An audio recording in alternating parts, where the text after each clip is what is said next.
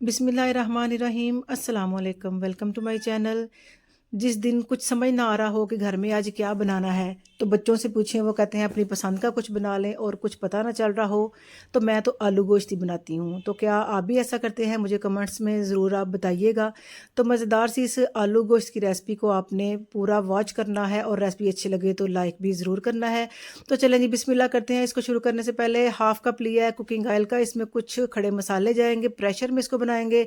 2 तेज़ पत्ते हैं, 2 मोटी इलायची हैं, 3-4 लौंग है, 2 एक वो है बादियान का फूल है, और एक स्टार ओनियन है। और इसके अंदर जैसे ही मसाले आधे मिनट के लिए कड़कड़ा जाएँ, तो इसके अंदर मैंने हाफ़ केजी मटन लिया है। आप मटन की जगह बीफ का भी इस्तेमाल कर सकते हैं, और चिकन का भी इस्तेमाल कर सकते हैं।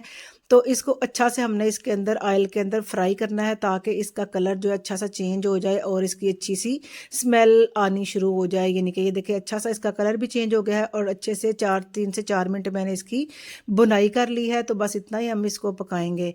तो इसके साथ जाएंगे, 1 पोथी चाइना लहसुन की है, पूरी मैंने ऐड की है, और 3 मीडियम साइज़ के प्याज हैं, वो भी मैंने ऐड कर दिए हैं। अगर आप ग्रेवी ज़्यादा कम करना चाहते हैं तो प्याज अपनी क्वांटिटी के मुताबिक आप ज़्यादा कम भी कर सकते हैं। टमाटर मैंने लिए हैं 2 मीडियम साइज़ के, रफली काट लिया है मैंने लहसुन प्याज को भी और टमाटर को भी। साथ ही मसाले इसमें जाएंगे, हाफ़ टी स्पून हल्दी का आपने इसमें ऐड कर देना है, और इसके साथ हमने ऐड कर देना है साथ थोड़ी सी कलवंजी। ऑप्शनल है, लेकिन मैं आपको ज़रूर प्रेफर करूँगी कि आप ज़रूर ऐड किया करें खानों में कलवंजी, इसके बहुत ज़्यादा बेनिफिट्स हैं। तो 1.5 चम्मच मैंने, यानी कि 1 एंड हाफ़ टेबल स्पून नमक का ऐड किया है। आप नमक अपनी पसंद के मुताबिक ऐड कीजिएगा, लेकिन इतने में इनफ था इतना। तो 1 टीस्पून इसमें सुरख मिर्च पाउडर का ऐड किया है, और इसके अंदर मैंने सिर्फ 1 गिलास पानी लिया है, या 1 कप आप कह लें, 1 कप जो हम चाय वाला होता है ना, वो इसके अंदर पानी ऐड कर दिया है। तो मैंने इसको ना वेट लगा देना, अच्छे से पहले मिक्स कर ले, और वेट लगाएंगे इसको तकरीबन 10 से 15 मिनट। ये आपको पता होना चाहिए कि गोश्त आपका कितना टाइम लेता है, यानी कि बाज़ गोश्त थोड़ा ज़्यादा टाइम लेते हैं, तो फिर आप इसको ज़्यादा भी टाइम लगा सकते हैं। लेकिन मैंने 12 से 15 मिनट के बाद इसको खोला है, तो ये देखिए ग्रेवी काफ़ी गाढ़ी हो गई है, और जो गोश्त भी हमारा अच्छे से गल चुका है। तो अब ये ग्रेवी हम साथ साथ सुखाते जाएंगे, और साथ साथ इसमें ऐड करते जाएंगे दूसरी चीज़ें, लहसुन है, अदरक है, और साथ इसके मैंने ऐड किया सब्ज़ मिर्च। ये कुल मिला के 2 टेबल स्पून है। 1 टीस्पून इसमें मैंने धनिया पाउडर का साथ ही इसके ऐड कर दिया है, और हाफ़ टी स्पून ज़ीरा पाउडर का भी इसके साथ मैंने ऐड कर दिया है। आप नमक मिर्चें अपनी पसंद के मुताबिक ऐड कीजिएगा, लेकिन जो मैंने ऐड की हैं इनफ है इतने, यानी कि रेसिपी के लिए। तो पोटैटो आलू हैं, जो आलू मैंने तकरीबन 600 ग्राम लिए हैं।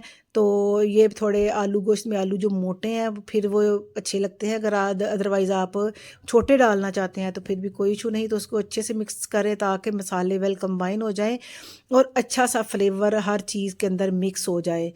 तो ये देखें, ऑयल जब तक रिलीज़ ना हो जाए, हमने इसकी भुनाई करनी है। साथ गोश्त भी भुन गया है, और आलू वगैरह और मसाले वगैरह भी अच्छे से भुन गए हैं, और घी जो है वो अलहदा हो गया है। तो इसी स्टेज पे आके मैंने पानी ऐड कर दिया है। अगर आप चावलों के साथ बनाना चाह रहे हैं तो आप इसकी पैन के पानी की क्वांटिटी ज़्यादा कर सकते हैं, लेकिन मैं इसको रोटियों के साथ बना रही थी, थोड़ा थिक शोरबा मैंने रखना था, इसलिए मैंने इसके अंदर 1.5 लीटर पानी ऐड किया है। इसको ढक्कन दे के मीडियम टू लो फ्लेम के ऊपर 10 से 15 मिनट मैंने पका लिया है। तो आलू भी अच्छे से गल गए हैं, बड़े अच्छे से सॉफ्ट हो गए हैं। अगर आपको लगे कि आपके आलू अभी कच्चे हैं, तो फिर आप और थोड़ा सा टाइम भी लगा सकते हैं। शोरबा भी अच्छे से हमारा पक चुका है, कच्चापन दूर हो गया है। इसके अंदर मैंने धनिया ऐड कर दिया है, और साथ फ्लेवर के लिए 2 से 3 सब्ज़ मिर्चें ऐड कर दें, और हाफ़ टी स्पून इसके अंदर बिल्कुल मैंने काली मिर्च का ऐड किया है। और बस जी, कुछ भी नहीं करना, तो तैयार है हमारा मज़ेदार सा आलू गोश्त का सालन। इसको आप पेशावरी रोटी के साथ या नान के साथ इस्तेमाल करें, या आप चावलों के साथ भी इसको पसंद करते हैं तो कर सकते हैं। तो उम्मीद करती हूँ आज की रेसिपी आपको बेहद पसंद आएगी। तो रेसिपी अच्छी लगे तो वीडियो को भी आपने लाइक करना है, और मेरा यूट्यूब का चैनल भी ज़रूर आप प्लीज़ सब्सक्राइब कर लें।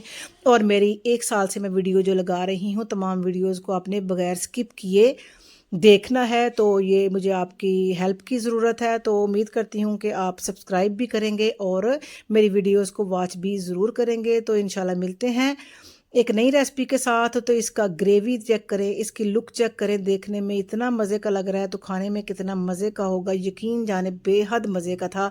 और पूरा पूरा फ्लेवर हर चीज़ का इसकी ना ग्रेवी के अंदर आ चुका है। तो इंशाल्लाह मिलते हैं फिर एक नई रेसिपी के साथ। तब तक के लिए अल्लाह हाफिज़।